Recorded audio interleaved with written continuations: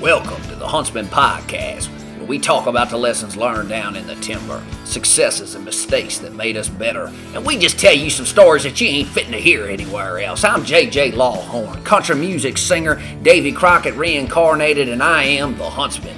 This podcast is about more than just hunting, y'all. It's about the mindset, the discipline, and the respect for the outdoors that comes with earning your place in it. And whether you're a lifelong hunter or you're just getting started, my goal is simple: to share real experiences, hard-earned knowledge, and honest conversations that help you become a better outdoorsman and a better person. So grab you a cup of coffee, settle in, we fit to make a drive. Welcome to the Huntsman Podcast.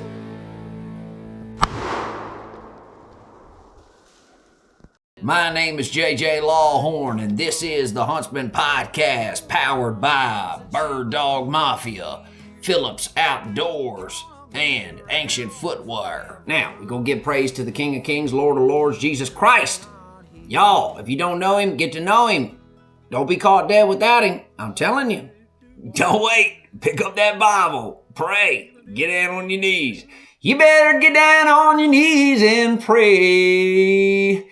Get down, get down, get down, get down, get down. Oh, you better get down on your knees and pray. Come on, I'm telling you. You get a little bit of that Jesus on you, man. Woo, that seed gets planted and all of a sudden, man, it's going to grow into a tree of good fruit. You just got to nurture it a little bit. You got to put a little time and a little effort into seeking God, into hunting him up. Come on. I ain't going to get to preaching just quite yet. Now, look here. I like to talk about my background in hunting and how I've progressed to where I'm at now, where I started out, and the steps that I took to getting here, y'all. In hopes that some people will see you don't just have to settle on one facet of hunting.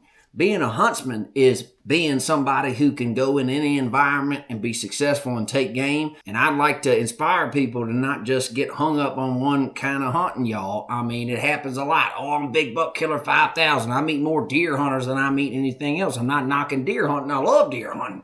I'm just saying there's a lot of deer hunters out there. There's a lot of turkey hunters out there. There's not that many people out there hunting woodcock. There's not that many people out there going and shooting turkeys with dogs.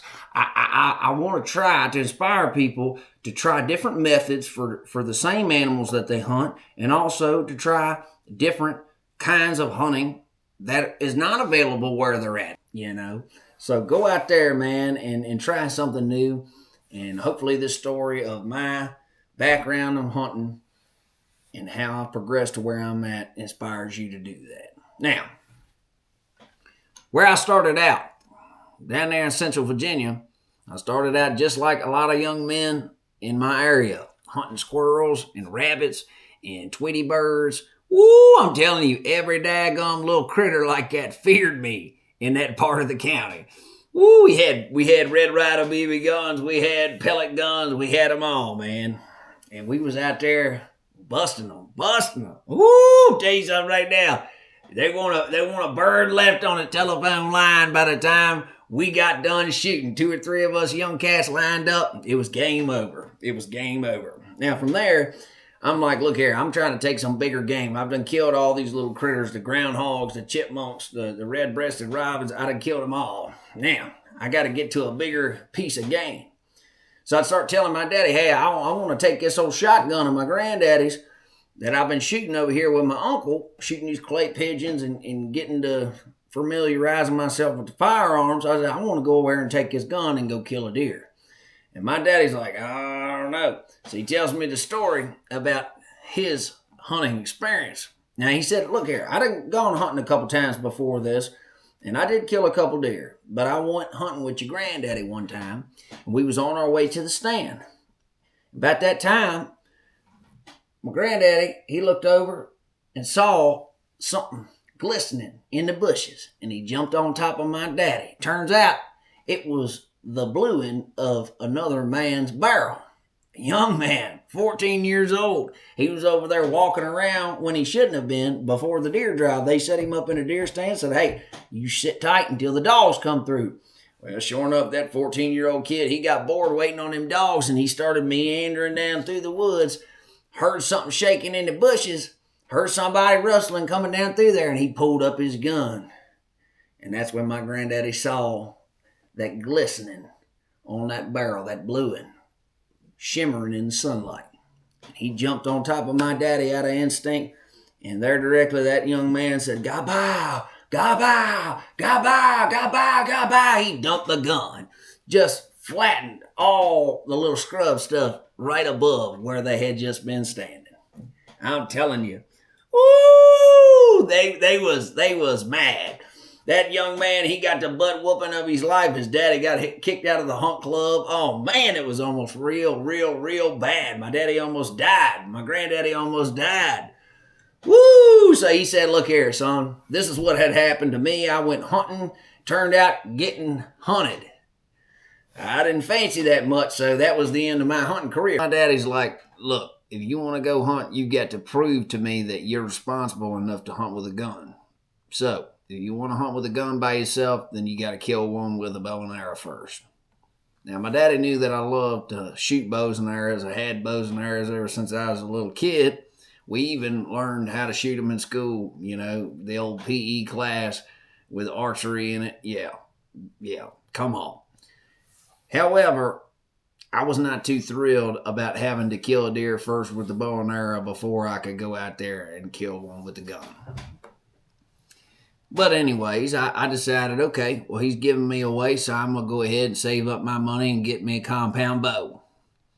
So I worked every odd job that I could, worked for every farmer around there, and I made me some money, but just a little shy come around Christmas time. So Daddy, he gave me the extra bit that I didn't have and got me one of these Parker Buck Hunter XPs, which is a bow that was made by a company under Matthews Bow, I do believe. And so we went up there to the store to get that thing all dialed in. And the guy said he couldn't cut my arrows because I couldn't jerk that bow all the way back. Well, unbeknownst to me, and obviously unbeknownst to this guy, he wasn't too smart. You could easily shift the cam and adjust the cam to where it would have been a shorter draw length. However, this guy's like, "No, you can't even do it until you can figure out how to draw it back." So that just defeated me as a young man. I'm like, well, I'm going to figure out how to pull this bow all the way back. So I got some tubing, some of that stretchy tubing, and I was pulling on that tubing every single day until I finally got to where I could jerk that bow all the way back 6 inches past my jawline. I mean, it was stupid. That thing was set like 30 plus inches, 32 inches or something. And sure enough, I took the thing back to that shop as soon as I could pull that bow back. I told my daddy, "All right, take me back up there. I want to get this thing set up." So I go down there, and the guy's like, "Man, that other guy, he told you wrong. That guy was a fool, man. You can draw this thing all the way back, man, past where you're supposed to be able to draw it back, Here, let me set this up for you a little bit, and it's going to be a whole lot easier." He's like, "What you think about it now?" I draw it back. I'm like, "Oh, yeah, that's way better." So he set the arrows all up, started flunking them into the target, and there directly, I was in business. So I come back home, man, I started shooting hundreds of arrows every day. I got to where I could knock the top off a daggum daisy at about, 30 yards, 25 yards, man. I was pretty deadly with it. Being 11, 12 years old, I ain't have but all day, when I wasn't working, to just rack that thing, and just keep shooting them. So I got pretty good with it. I started killing all squirrels and rabbits. I even killed some groundhogs and Tweety birds, and I'm like, all right, I'm ready to hunt big game. Now, my daddy's like, all right, I'll let you go out there. Keep the deer stand between you and the ground, and, come on back to the house and let me know if you done killed one. Well, sure enough, I started hunting. And it was funny, y'all. I mean, I might have even pulled a couple sick days, Man, I don't feel so good. Come back, I was watching all them old boys on the school bus. I was watching them get dropped off on the school bus. I was over there in the woods, about 50 yards, 75 yards in the wood line. Yeah, here come the deer. Here comes the school bus. Here comes the neighbor. I seen it all. I'm like, yeah, I'm hunting. Every chance I could get. Even some of the times I wasn't supposed to be hunting, I was out there hunting. Well, it was funny. I hunted. I made a lot of rookie mistakes, not knowing nothing. Got close to killing some deer. Went to clip the release on the bow and made a little clip noise, and they all scattered. I'm like, daggone, dude, daggone. I had a bunch of little things like that with my first initial hunts where I got close and they were all on me, but I wasn't able to seal the deal. So I finally got to where I'm like, look, I want to go hunt the family farm and I want to take a shotgun. I haven't been able to kill one with a bow yet. I know I can kill one with a gun. I got close enough to where I could have killed him with a bow if I hadn't goofed it up. Let me take a gun, Daddy. He's like, no, you ain't. No, you ain't taking no gun yet till you kill a deer with that bow and arrow. So the first deer I ever killed is a pretty cool story.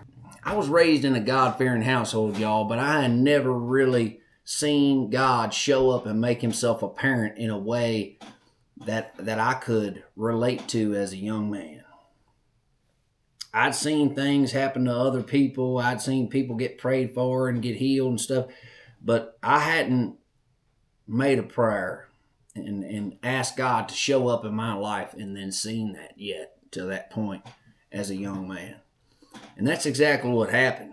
I went to my family farm with my uncle, and he's like, look here, don't be all upset. I can tell you bummed out. Your daddy told you can't take a gun.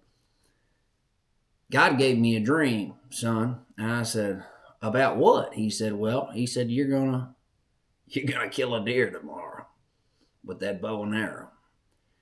He said, in that dream, I seen that, like a 6 or 7 point buck was gonna come to you in the morning.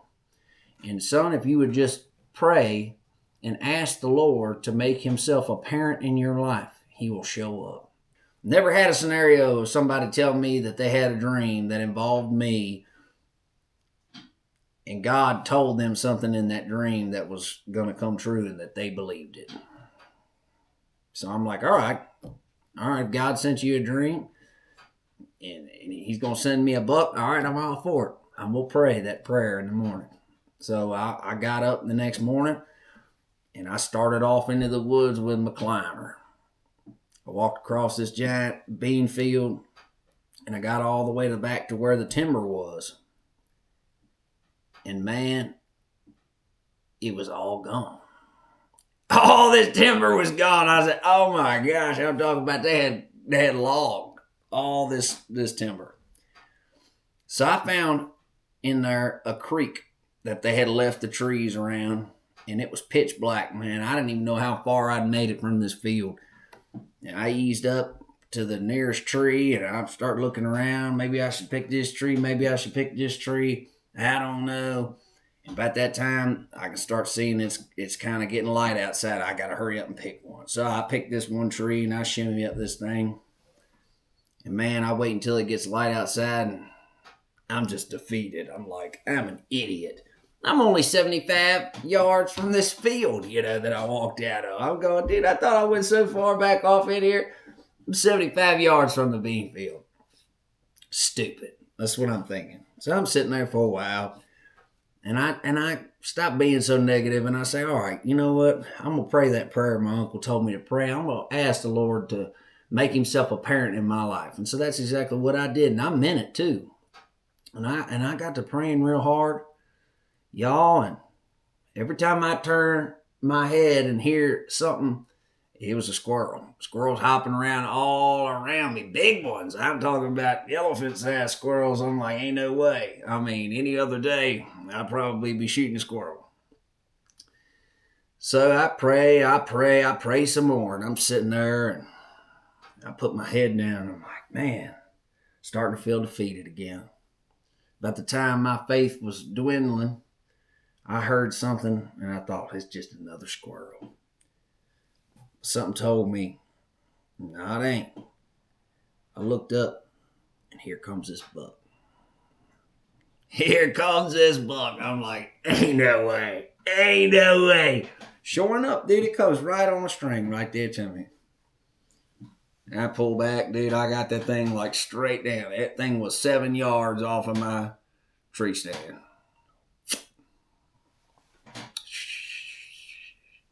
I couldn't believe it. I couldn't believe it. Going up there, I got my uncle. He said, "What took you so long? What took you so long?" And you know what? That changed my life, because not only did what my uncle said happen the way he said it would happen, if I would just pray this prayer and ask the Lord to make himself apparent in my life, that God would show up and make himself real to me. Not only that, not only did God send my uncle a dream of me in this buck that I was to shoot, my uncle had faith, unshakable faith, that what he saw in that dream would come to pass if I would just obey. And that's exactly what happened. And when my uncle said that, "What took you so long?" man, I busted out in tears. And it makes me emotional thinking about it right now, because there's something to be said about somebody who trusts the Lord. When they have a confidence that is unshakable, and they have a resolve that is firm. I'm telling you, it is something special. And it comes from being rooted in the Lord and being in tune with him, talking to him, walking with him daily. And my uncle, he was like that. He didn't always live a great life, but he got to where he met Jesus, and it changed his life. And he did everything that he could to let people know his testimony and how God had changed him around, man, just shifted his life forward. So really, really, really cool experience that started out my deer hunting career. First deer I ever killed was with that bow and arrow on my family farm. Right after my uncle told me that I would, if I would just pray and ask the Lord to show up, to make himself apparent in my life. So from there, I come back, big buck, killer 5,000, And so my daddy, he's seen, okay, his kid's done killed a deer with a bow and arrow. He's 11, 12 years old. He's like, you got it going on. All right, now I'll let you go out there and carry that gun in the woods. You know, I was the last of 4. So by the time my daddy was confident that I was able to handle a gun and whatever, there was nobody else to worry about. So I had a 12-gauge shotgun underneath my bed when I was 12 years old, buckshot and all, and I'm ready to go dog hunting. And that's exactly what I did. I went down there in Southern Virginia with my uncle and some of my cousins, and I got to hunting deer with dogs. I went out there that first time, and they put me on stand. Sure enough, I killed 2 deer. I tell you exactly how it happened. I'm sitting there. Dogs start burning it up.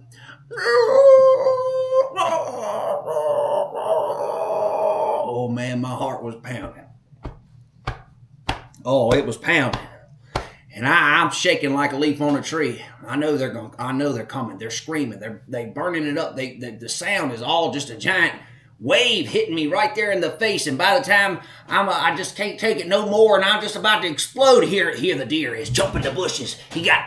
She got both legs up like this, man, jumping right over the bushes in front of me, about 15 yards. I said, "God!" Blew the legs out from underneath of her. She hit the dirt. Here come another one in a line right there behind him. I said, "God!"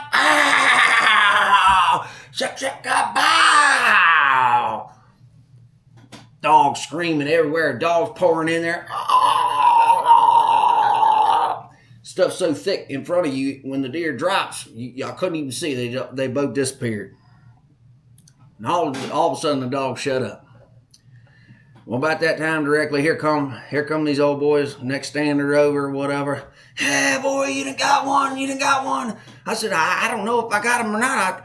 I know I pretty much got the first one because I seen the legs come out from underneath that. He said, oh, you hear that? And I said, what? Hear what? I don't hear nothing. He said, exactly. The dogs, they caught the deer. They ain't making no noise. They ain't barking. You killed the deer. Let's go in here and let's see. We walk up in there 15, 20 yards. Yeah, I got the first one. Walk over there to the side there, about 5, 10 feet over there to the left of it. Got the second one. Yeah. And I still got a picture of me and my cousins. Yeah.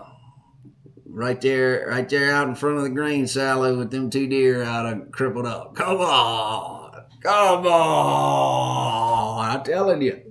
So after I killed some deer out there in front of them dogs with that shotgun, that thing permanently lived underneath my bed. I went out there anywhere I could and started to hunt. From 12 to 18, woo, I was mad at them. And I went out there, man, started hunting in different states eventually around 15, 16 years old when I started traveling to Tennessee, and I got a songwriting deal and a record deal, and I'm like, well, I'm here, I might as well start hunting. So I hunted there, and I hunted Kentucky, and then I hunted, southern Illinois and all these different places, and man, it really, really did me a lot of good to see just how different where I came from is from a lot of these places. A lot of these places have, it just seemed like deer around every corner comparatively, or maybe it was just that the deer weren't as smart or weren't as pressured as they were where I grew up. So I found a lot of success in a lot of these other states that I hunted in, and learned a lot too. I'd say even more valuable than the information I learned killing a lot of those critters in other states was just how different the animals used the terrain, because the terrain was different than where I grew up hunting. So, I hunted all around, man, and I started going out west. I started hunting in Utah. I started hunting Wyoming and places of that nature, and that was even more of a different animal.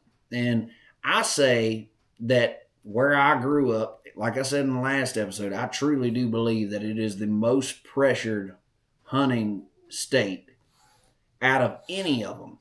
Now, people say Michigan is more pressured than anywhere else, or Pennsylvania is more pressured than anywhere else. And that's just not true, because they don't allow you to run deer with dogs. That's it. There's no amount of pressure that you can put on them deer as just a pack of humans to compare to a pack of humans and a pack of dogs. It's just not happening. I had some friends in Michigan that kind of showed me just how rare it was for them in their area to kill a decent buck. If you was killing scraggly little forkhorn, you was doing something, because you might as well just not have seen nothing at all. Of all them times that you've been out there field, you probably didn't even see a buck. That's because of poor management, not because of pressure. Pressure can be applied like it is down there where I come from, but if it's applied correctly and you don't shoot forkhorns, because if it fits in a 5-gallon bucket, you get a $500 fee. $500 fine, dude. And you stop shooting little bucks real quick, So people say that because you've got pressure that you can't manage the population, and that's just not true. The ultimate pressure is applied down there where I'm from, and we still manage it. So I've taken what I've learned in that environment, gone all around and compared it to different places and seen what there was to see. And in a lot of ways, the places that I hunted were different in a easier way. But then in some regards, they were a little bit more difficult. For example, when I went out and hunted in Wyoming for the first time, I learned real quick, if I didn't have at least at the minimum a pair of good binoculars, it won't even gonna happen unless the thing jumped up right there beside the truck. Come on, I'm just being honest with you. Some old boy go, yeah, there's one. And I'm like, where? And he's like, right there. And I'm like, ain't no way. He's like, beside that bush. He's like, I'm telling you, look right there at the throat patch. And I sit there and stared at this thing for forever, and I'm like, I don't see it. He's like, all right, I'll put it right on it. He puts that spotting scope right on that deer, across this big old canyon. I look right through that spotting scope and I see it. I go, ain't no way. So I learned right there, I'm like, okay, I couldn't even see this deer at 200 yards across this canyon sitting beside all this sage and all this little brush stuff. I'm like, I don't even have a chance with the naked eye, hardly. Like, there's things that are different than where I grew up. It might be easier to kill a deer in that environment, but you still had to have different equipment to do it. If you didn't have the binoculars, if you didn't have a spotting scope, man, you was not likely to succeed. So I had to pick up some different tricks, and I had to pick up some different strategies. I'd never hunted deer with binoculars before. I'd never hunted deer with a spotting scope sitting on the side of the hill, glassing for hours and hours on end before we even make any strategy or make any move or do anything at all. That was a different world to me. So there is a lot of unique differences in the methods of hunting depending on where you're located.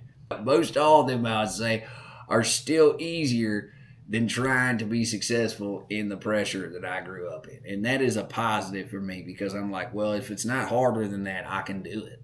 I know I can because I can do it where it's insanely difficult. I can do it over here where it's difficult. So that's what it is, y'all. I learned real quick in my hunting travels that one kind does not fit all. One size does not fit all. I got to learn a little bit here to help me be successful here. I got to learn a little bit here to help me be successful there. And going to these different environments and hunting different game, for example, mule deer in Wyoming or Utah. I shot this mule deer behind me in Utah. That was a pretty cool hunt. I had to give you some background story on that one. I had somebody invite me to come down to a hunt.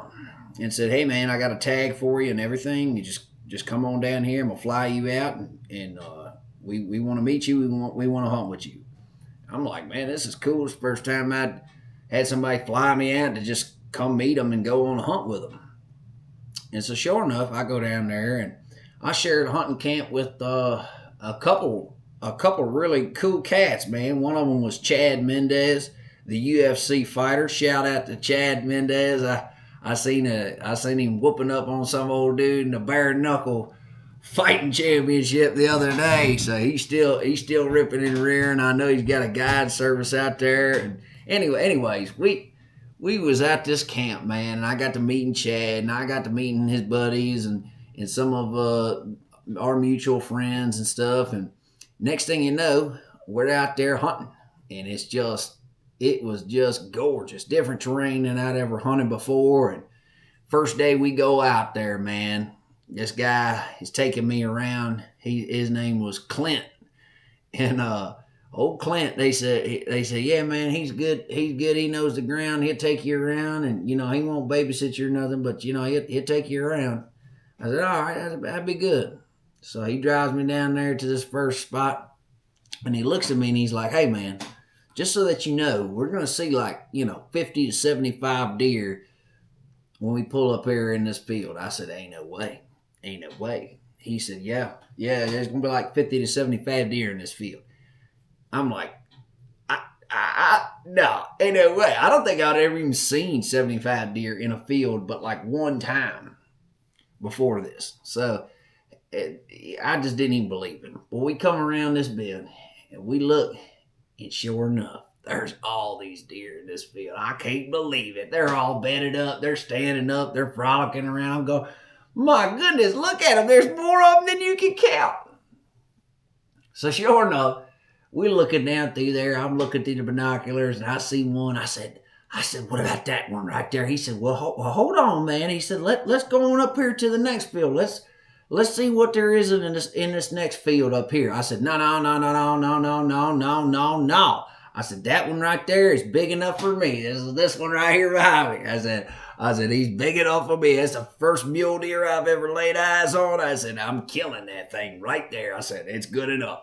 He said, all right, dude, all right. If you're gung ho about it, we'll go put a stalk on him. Let's pull on up here to this high field up above where all the deer are, and we'll slip down through there, see if we can't put a stalk on them. I'm like, all right, sure enough. So we pull on up there. We come around this corner, getting into this high field, and sure enough, I'm like, hey, stop right there. Look, I'm like, look, there's a bear right there. And dude, he looks up and sees this bear, big old cinnamon black bear. And the thing was ripping the guts out of a dead cow. Like it looked like spaghetti noodles. If I'm lying, I'm dying. This thing was sitting here pulling out this intestine out of this freaking cow. And it's just not paying us any mind whatsoever. So the guy slams on the brakes. He jumps out the car. He slams on the brakes, jumps out the truck with the video camera in his hand, leaves the gun, everything. I'm like, what are you doing? I'm like, come back, dude, come back. This fool jumps out the truck, starts just walking, lollygagging up this path towards this bear. Now, mind you, he ain't never even looked at the bear. He's looking at the little side screen on these little home video cameras. He's sitting there looking at the side screen on it, just walking up to this thing going, yeah. And he ain't never taken his eyes off the camera to look at the bear. And he walks within, I'm not kidding you, he walks within 15 feet of this thing. And I'm sure this thing was at least 400 or 500 pounds, this bear. Dude, he stops because the bear stops what it's doing and it jerks its head up and it's got guts in its mouth still like a spaghetti noodle. And it looks at him and I thought, it's going to eat him. I'm like chambering one in the rifle, getting ready to shoot this bear just to save this guy's life, you know. Shoot, man, I could not believe it. That bear jerked its head up and looked at him, and it seemed like forever. He just looking at the camera, and the bear's staring him down. He never takes his eye off the camera, dude. I cannot believe this. It was almost like he just was absolutely certain with his life that the bear was going to be more afraid of him than he was of it. And I'm like, man, ain't no way. Sure enough, that thing locked on him, turned around and ran off. I could not believe it.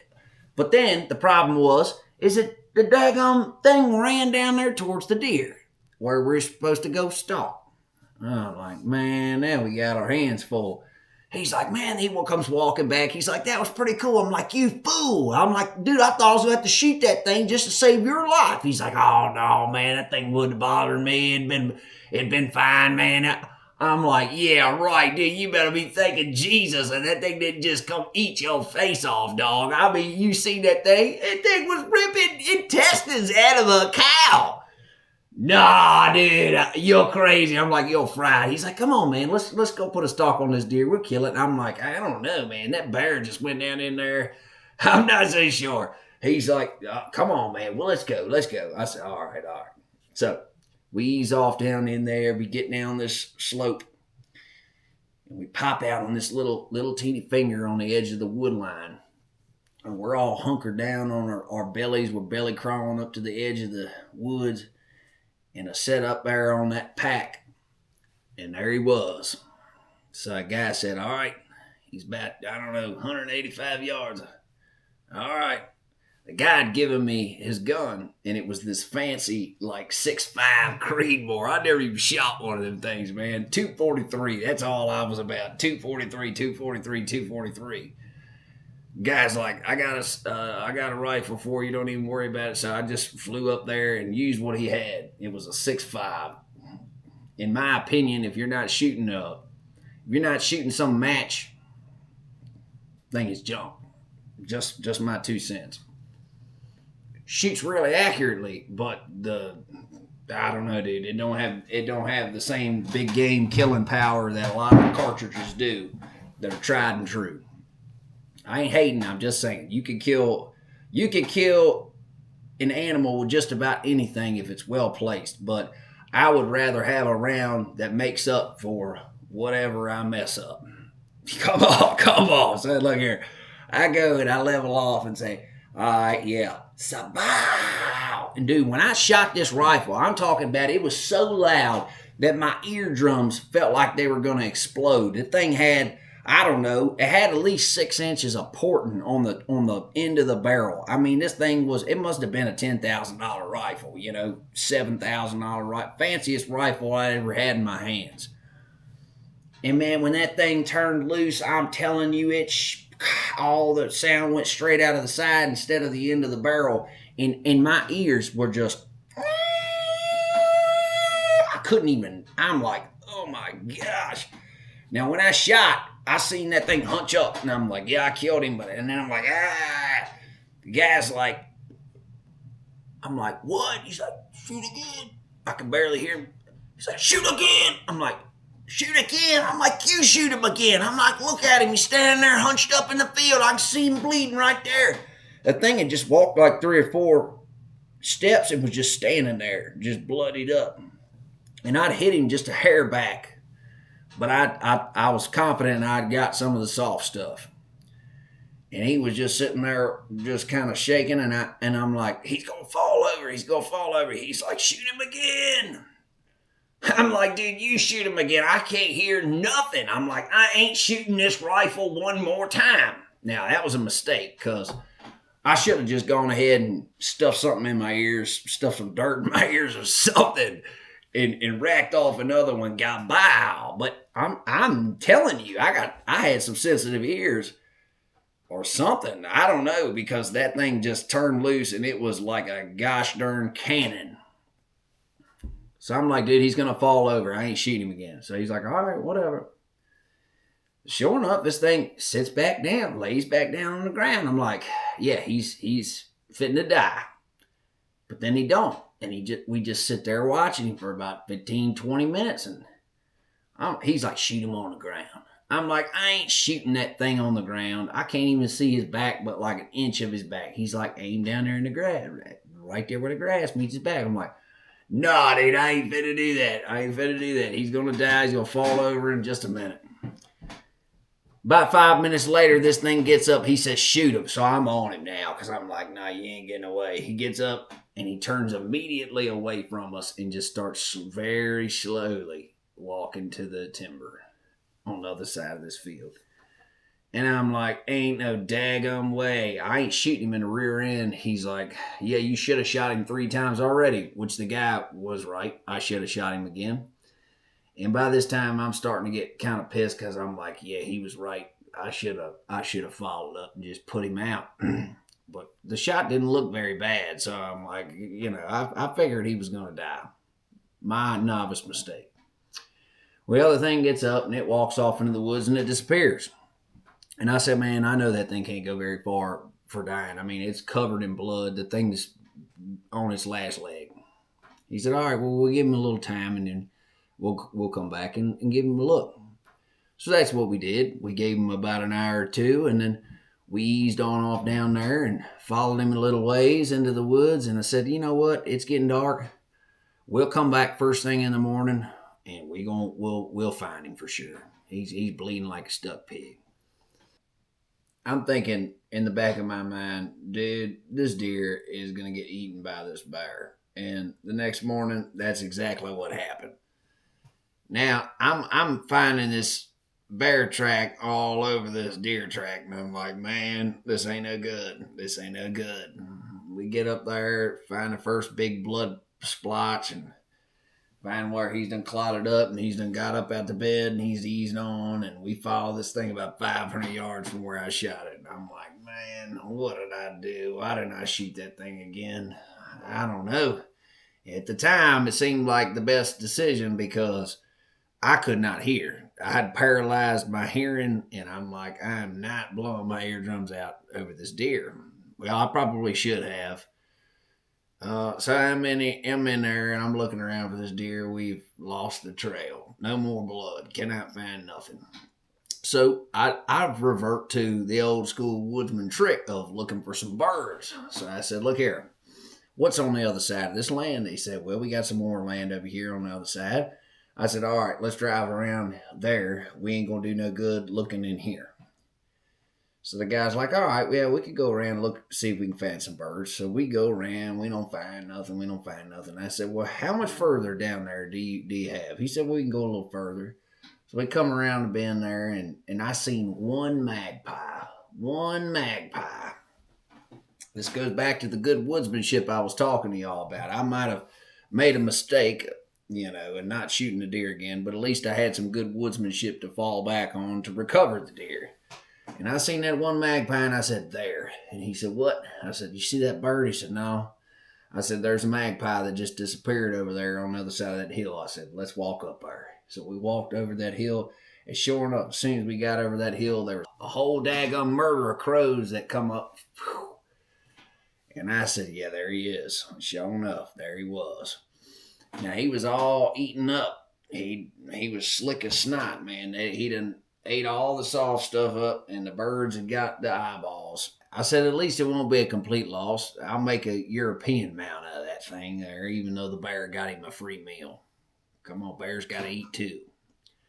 So I learned me a valuable lesson on that deer there. That was my first mule deer buck from out west.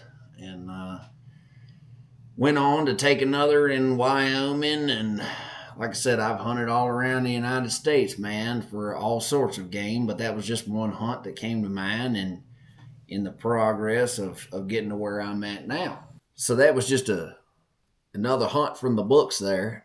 Some valuable lessons in that story. Now that you've kind of had a background on how I progressed through hunting, coming up, hunting small game, hunting deer, killing deer with the bow, killing deer with the gun out in front of some dogs, killing deer still hunting with guns, killing more deer with bows, still hunting, and then eventually working my way up to where I had a very humbling experience with with a big buck. I told y'all about that in the last episode, and it cost me 6 months of sleep. And Northern Illinois giant, biggest buck I probably ever see, that sort of deal. That was really the catalyst for me switching to traditional hunting. So I really didn't get into traditional hunting until just about then. See, I'd killed a lot of deer. I'd killed a lot of deer with the compound bow, and man, I was cocky. I'd killed so many of them that I was certain that if I drew back on a deer, I was killing it. And I only carried one arrow for that reason. I told people if it took more than one, they shouldn't be hunting. Come on, my daddy used to always say to me, say, son, if it takes more than 3 shells, you shouldn't be in hunting. You shouldn't be hunting. Well, I took that and whittled it down to 1. Hey, if you can't shoot them one time and kill them, you don't need to be hunting. Well, that came back to bite me pretty hard. And I ended up watching a booner, and as the sun went down after I missed them with my one arrow, and it burned itself into my brain. So at that point, I had to reevaluate hunting. It had become an obsession to the point to where I was just life, I don't care. Just, I'm going hunting. And it became unhealthy, y'all. I mean, I was literally so obsessed with it. I spent literally weeks at a time hunting. I mean, I would spend sun up to sundown for a week straight just doing nothing but hunting. And I probably shouldn't have been, but I did it. I realized that I'd become obsessed with hunting, and I needed to dial it back.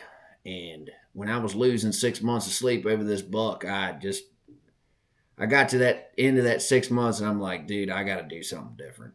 Hunting isn't fun for me no more because it's all about this quest of killing this big buck. And I passed so many big bucks trying to kill the monster of all monsters. I mean, it became stupidity. I'm like, why am I passing these deer? These are all big bucks. Like, I should just be killing a big buck. Like, if I could have killed all these big bucks that I let go to try to kill a bigger buck, then, like, I'd have had a wall full of trophies already. I'm like, well, this ain't it. It ain't about trophies anyways. Them old men that raised me up, they always said, you can't eat no horns. That's why they just hanging them on the fence. So anyways, I decided, all right, well, I'm going to go after these deer now with a different mindset. I'm going to go back to what I come from, and I'm going to just enjoy hunting. Woo, got late on me last night. Had to pick it up here in the morning. I told y'all, I said, that northern Illinois buck that I missed, lost a lot of sleep over. Man, that got me thinking, like, I really need to get back to the root of hunting. I really need to stop focusing on being obsessed with this stuff and start focusing on having fun and thanking God for the time that I have out there in nature. So I had a shift, and I said, you know what? If I'm going to go out there and hunt, I'd like to hunt in the purest manner possible. And I'd like to force myself to only be able to kill what God has allotted me to kill.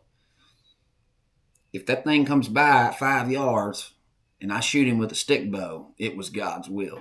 I'm just saying. A lot of people don't understand that God surrenders that animal to you. You see that big buck and he knows something's not right, but he comes in there anyways. That's God. That ain't your prowess. That ain't your big buck killing 5,000 smarts. That's God, y'all. He surrenders that animal into your hands. So I reworked my way of thinking, and I'm like, all right, if I'm going to be successful, I'm going to not only work for it and all that, but I'm going to ultimately leave the bringing of that animal in for me to God. And so instead of anticipating the big buck, I thank God, I pray, and I say, you know what, Lord, whatever comes on the day, I'm thankful for. Whether it's just a squirrel or a robin in the tree, whether it's a bluebird or a blue jay squawking, raccoon climbing out of a den tree past my deer stand in the morning, I'm going to appreciate what God brings to me. And I'm going to be out here doing it in a pure fashion. If I get to kill something, that's fine. But I'm not going to base my whole perception of whether or not my hunt was good on whether or not I killed something. So I started hunting with the stick bow. I had killed a lot of deer up until that point with a compound bow and with firearms. But I'm like, you know what? I'm gonna take it back to the root of it, and I'm gonna start hunting with this stick bow. So I shot that thing for months before I ever even took it out there into the woods. And man, I tell you what, it was a self bow, and it was kind of snaky, and it didn't really shoot right. Had to kind of tweak it and twist it a little bit just to get that air to come off right. But I got pretty good with it. So I decided, all right, it's time to start hunting. Bow season came around. And I went out there, and man, I'm going to tell you something. Here come this little deer. I said, perfect. About 20 yards. Man, I had probably missed 2 or 3 times in my whole bow hunting career up until that point. I didn't really ever shoot a deer with the compound bow unless I knew I was going to kill him. I missed twice, and I hit the deer on the 3rd time. I don't know what possessed that deer to stay in there that long with me flunking arrows at it. But man, I missed it. 20 yards, shot too low. The thing just stood there. I said, you got to be kidding me. I racked another arrow, eased up just a little bit higher, missed. I said, you got to be kidding me. It kind of shuffled a little bit. I put one more arrow on there. 10 ringed it. And that was the story of me killing my first one with a traditional bow. I missed just as much, if not more, than I ever did in my whole compound bow hunting career. So I'm like, man, that's crazy. This is a whole lot harder. And see, I'd gotten so cocky doing what had become easy to me with the compound bow that I couldn't even almost wrap my mind around the difficulty level of this new choice and weapon. And I'm like, no, this is the challenge that I've been looking for. You know, what it was, I thought that the animal was the challenge, but it turns out that the method of taking that animal was the real challenge. When I switched the method, everything became fun and everything became hard, just like it was in the beginning. And I felt like I really had to work to become better at being a hunter, being a proficient hunter with this new tool. So I took that thing in the woods and started hunting with it. And Man, I tell you what, it brought me so much joy because even though there was a lot of game that I saw that I knew I couldn't kill, when I did get to kill something with that stick bow, man, it just felt so much more accomplishing. So I hunted with that, man, and I became a glorified bird watcher, you know. I mean, like I said, I let more game go than I ever killed with it. But it taught me that I needed to redirect my mind so that I could get back into a place to where I was appreciating the blessing and the blessing giver. And I wasn't just taking advantage of the whole thing and obsessing over it and making it an unhealthy obsession. Hunting with the traditional bow helped recenter my hunting career on what was important and what was right. You know, I stopped putting things off. I started putting more time into the things that I needed to be doing in my life. And I started appreciating the time that I got to spend in the woods that I had available to me after I did all of the things that were supposed to get done. About that time, I'd hunted for, I don't know, a couple years with that bow. I went up to the hardware store one day, and the lady that owned the place, she said, "Hey, I've got somebody in here that I think that you'd like to meet." She said, "This guy, he is a character. You need to meet this guy." So she introduces me to this feller named Uncle Bob. Now, Uncle Bob, he's this old man, lives on the side of this mountain not far from me. I had no idea that right on the other side of this hill was this old timer, and he was out there building these rifles. He starts telling me about these old school long guns that he's building and all the things that he's built in his woodworking shop and boats and yo-yos and cradles and all kinds of things. And so this guy, he's telling these stories and he's funny, man, old timer. I'm like, man, I'm just entranced by this guy. I said, you know what? I'd really like to come over there to your shop and see what you got going on. So that started a friendship. I went down there and saw some of these things that he built, and it just blew my mind. I could not believe that this old man had made these rifles and had made all these fancy woodworking items, and he had all these cool projects that were unfinished that he was slowly trying to chip away on. And a lot of his yard, a lot of his shop was just in disarray, and he'd had a lot of health challenges and stuff, and just kind of did what he could. I got the idea. I said, I'm going to help this old timer, and maybe he'll teach me some of what he knows. So I started trying to find every kind of project that he had around that he needed help with, help him clean up his shop. I plowed up a garden for him, started planting all of his garden. I mean, anytime he needed some help, I was over there. And I was coming down there learning every single thing that I could. And he let me shoot one of these long guns. He said, "Son, you either going to pick this gun up, shoot it once, and say, yeah, that was cool, and never pick it up again, or you go shoot this gun and it's going to change your life. It's like holding a bolt of lightning."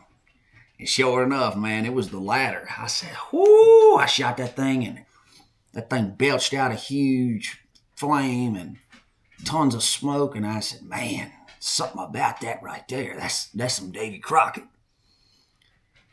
So I started learning everything that I could about these old guns, and he was happy to teach me. And he was happy to have somebody around that had a strong back and could do all the legwork that he couldn't. And that started our friendship, man. We went on for years of him teaching me about long guns, and then eventually me and him building one together. And I went on to fall in love with the flintlock rifle. And that was due in part largely to Mr. Robert Mobley, Uncle Bob, local legend. So he stoked this passion of mine, and he did it in a lot of ways. Not only did he let me shoot the gun, he knew that I like to hunt a lot of different kinds of game, and so he'd ask me what kind of game I was going to go hunt.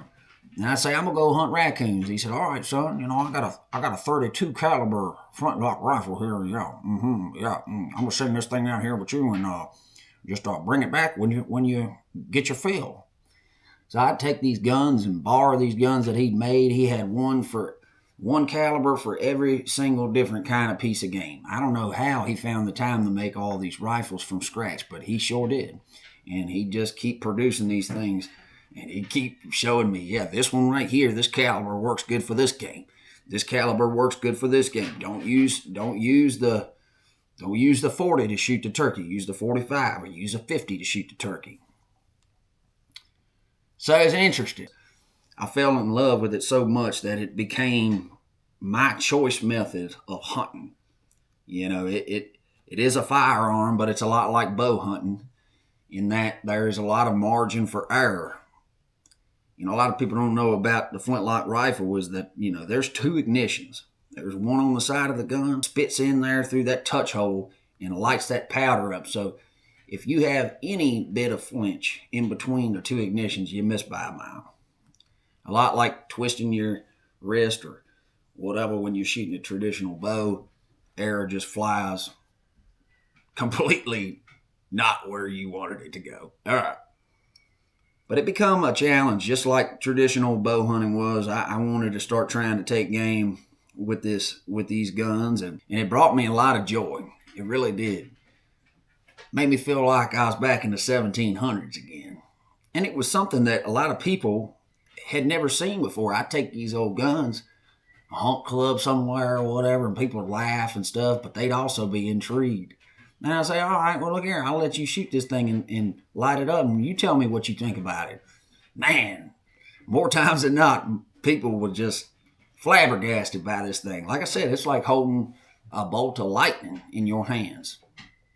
And, you know, a lot of people don't know the difference between modern muzzle loaders and what they load them with that they call black powder. It is not black powder at all. It's actually considered a propellant, and it burns a lot hotter and has a lot more pressure than traditional black powder. It is a different animal completely. And Uncle Bob taught me that by telling me the story back in the day of how he blew up one of these first guns that he made. And he told me, he said he built this pistol kit, and he packed it full of modern black powder, what they call black powder. It blew the gun all to pieces, and he got shrapnel above his eye and in his hands, and it was a miracle he didn't kill himself. He learned not to load a traditional firearm with untraditional powder. Come on. So if you're watching at home and you want to get into shooting flintlock rifles, please do not shoot that thing with them charges that come in the little pellets. It's not the same thing. It's not designed for that.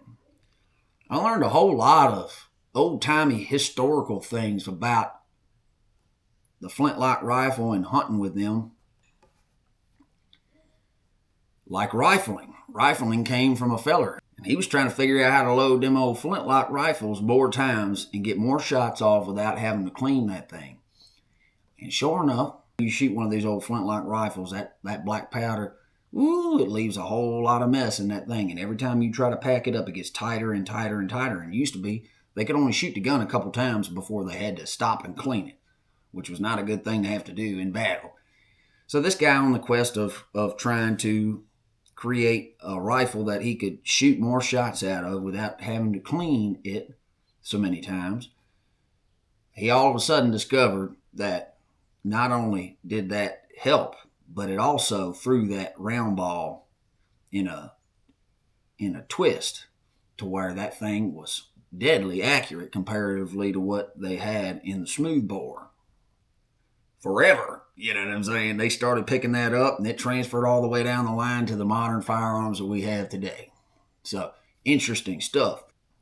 There was a lot of awesome lessons that he taught me as well. Like one time I asked him, I said, hey, how do we know if I've got too much powder in this gun? And he said, well, what you do back in the day was old timers would take that gun and they'd pack it with some powder and they'd shoot out there in a fresh snow. And if they'd look out there in the snow after they shot and they couldn't see no powder in the snow, they'd keep loading that gun. They'd load it just a little bit more.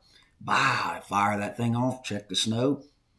And what they was looking for was unburnt powder. So once they had packed that thing with so much powder, it couldn't burn all that powder off in that ignition all at once. And so you would see unburnt powder in the snow, and you'd know, okay, I've packed it with so much powder at this point, it's not burning the rest of the powder. So this is as much as I could put in there to get the best ignition, to get the most bang for my buck. And that's how they were able to do it. Somebody done got mad and went off half-cocked, right?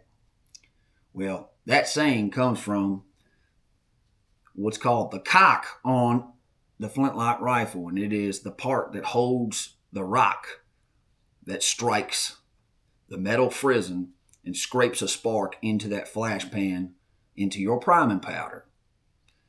That cock, you have to pull it back twice to get it to a full position. But you could have kind of a half-ass safety if you had that thing at half-cocked. The problem is that if you bumped it against a tree or something, the thing could go off, and then all of a sudden you might have accidentally shot yourself or somebody else. That's where the term going off half-cocked come from. So there's a lot of really cool stuff that I learned from this old man. Inspired me to just go full tilt with it, man, and to make that difficult method my weapon of choice for a lot of the game that I hunt. Now, for a while, I just hunted with that thing. I kind of gave up the traditional bow hunting. I kind of put that to the side for a while. I stopped hunting with the compound bow. I stopped hunting with modern firearms. And eventually, I ended up getting back to it because I really love hunting with dogs and really like doing a lot of different kinds of hunting that really requires you to have a shotgun. And as much as I love to hunt with a flintlock rifle and as much as I like to take it on deer drives and stuff when it's appropriate, it's not always appropriate. Sometimes a shotgun is just a better fit and it's safer for the people that you're hunting with. And so eventually I abandoned the I only hunt with the flintlock rifle thing and moved back to hunting some with some modern firearms when it was appropriate. So this whole progression of, killing a deer with the bow and then going out there and killing them with the shotgun in front of dogs and going out there and hunting all around the United States and then finding traditional bow hunting and doing that for a long while and then finding this old timer Uncle Bob and falling in love with these flintlock rifles and then going a step past that and saying, I'm not just going to hunt with that. I'm going to hunt with some modern firearms when it's appropriate. And I'm going to enjoy all of the things that I've learned. Sometimes I'm going to pick up the stick bow. Sometimes I'm going to pick up the shotgun. Sometimes I'm going to pick up that flintlock. I got all that stuff in my reservoir now. And I tell you what, I liked spending time majoring in one weapon or the other. But eventually I was able to integrate all of those things into what I do and just kind of let the Lord guide me to the weapon of choice on the day. Come on. But I really love to hunt with flintlock rifles, if you can't tell. And I really love that it's something you don't see much. And people get a lot of joy out of learning about things that have kind of almost died out. It's a cool thing to re-educate people to where we came from so that they can appreciate what we've got now. And that whole process of me going from compound bow all the way to the daggone flintlock, it really helped me appreciate the whole process, man. Having to become a proficient hunter with each one of these tools. It really made me feel like it made me feel like it didn't matter what I had thrown at me. I could find some sort of something, build some sort of something, and be successful. So I think where we bring Jesus back into this conversation is it is a progression. When you start out learning about God and making him the Lord of your life, you start the hunt. Woo! God is going to rebrand you. He's going to reassign you to different things as you become more proficient in his word and as you become more responsible with the things that he gives you. When you wake up in the morning, you say, thank you, Lord, for this day. Let it be a day that I could become who it is that you want me to be, to do your will for my life more than I did yesterday. Give me fresh anointing. Lord, I need you in my life every single day. I need spiritual touch. I need spiritual sight. I need spiritual smell. I need spiritual hearing. Lord, I need all of my natural senses in a spiritual sense as well to be heightened by the Holy Spirit so that I can go through my day with the direction and the guidance and the wisdom that comes from you. Now look at here. At the end of every episode, I'd like to highlight my sponsors' products and services because they're the daggum truth, and I believe in them, and you will too once you try it. Now look, I met this feller, Mr. Steve Phillips of Phillips Outdoors, many years ago at a trade show, and I tried to buy some of these products after jawing with him for a while and realizing, man, this guy's the real deal. He knows his stuff. He's like, look, you just take this stuff and use it for yourself. Try it out and let me know how it works. Needless to say, that started a friendship between me and him. I asked him, I said, hey, look here. I'd like to get some of my constituency, some of your products, no strings attached. I'd like to just give this stuff to them because I know that my constituency is law. And once they try this stuff and they see that it's the truth, just like I did, they'll become a believer in it and a repeated customer of your products. So he sent me a whole batch of stuff, and I want to get it in your hands. The only thing you got to do is comment underneath of this video and say, I'm in it to win it. Let me know if you're a trapper or a hunter, and I'm going to pair you up some products and send them out to you, y'all. Just comment, and then please like and subscribe to my channel. All right? Y'all, that's it. No money down. Just comment that you want the product. Like the video. Subscribe to the channel. And I will send you some of this on my dime. That's what it is. That's all you got to do because I know that you will become a believer in this stuff just like I did. It is a daggum the truth, the juice. This is the master concoction. I don't believe in anybody's products as far as scent goes or baits and lures and stuff like that. I don't believe in anybody's stuff more than I believe in this guy's stuff. And that's just the truth, y'all. Let me show you some of the products that he has. 100% dominant buck. You won't find nothing in a box store that comes anywhere close. Look here, if you're down there in Mississippi, you need you some of that dough and heat. Ooh, you thought Special Golden Estrus was good? This is better. I'm telling you. If you're a trapper, this beaver bait, this beaver blend, ooh, it's phenomenal for catching coyotes, man. He's got coyote urine. He's got coyote glands. He's got bobcat lure. He's got bobcat urine. Interdigital lure. He's got stuff for bow hunters for licking branches. Spray this on that rope, dude, and you gonna see some activity coming around your way. I have a whole box of products here that I'm gonna send to you because I'm such a believer in the fact that this stuff is the truth. That once you see that it is the truth, you will become a loyal customer of Phillips Outdoors just like I am. My name is JJ Lawhorn, and this is the Huntsman Podcast, powered by Bird Dog Mafia, Phillips Outdoors, and Ancient Footwear. Thank y'all for tuning into this week's episode of the Huntsman Podcast. I hope that y'all enjoyed it, and I hope that you'll join us again next week. It's gonna be a good one. Now, lock in with me on social media at the Huntsman Podcast and at JJ Lawhorn Music for all the wild stuff. If you like what you heard, man, and you're watching on YouTube, please subscribe, please share, push the little thumbs up button, and also please comment underneath this video. Let me know what you want to learn about, what you want to hear more of, and who you want to see in future episodes. If you got a little time, go down there to jjlawhorn.com, get you a Blaze Orange ball cap or some good merch. Might just save your life, you never know. And also, I got to say, until next time, Jesus is King, God bless America, and keep your powder dry. Come on.